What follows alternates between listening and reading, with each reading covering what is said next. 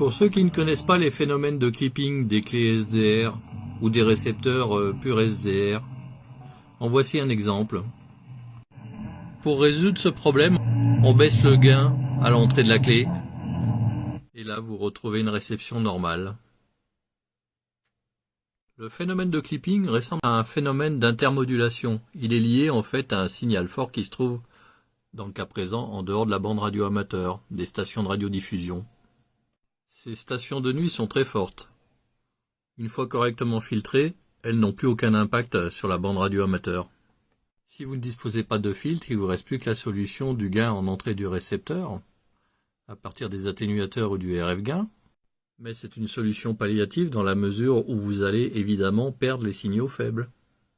Alors avant d'acheter votre nouveau poste, faites un tour sur le site de Sherwood. Entrez dans Google Sherwood FT2000. Ça permet de le retrouver plus facilement, Receiver Test Data. Et vérifiez le classement du poste que vous convoitez. Classement réalisé par rapport à la résistance aux signaux forts à 2 kHz notamment. Mais pensez également à regarder celui-ci. En effet, si vous comparez le FTDX10 et le FT710, vous avez l'impression qu'ils sont au même niveau. Mais en fait, il n'en est rien vu que vous avez quelques dB d'écart entre les deux. Bonne méditation!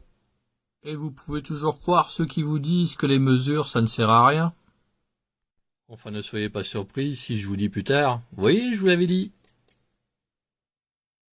À bientôt dans de nouvelles aventures.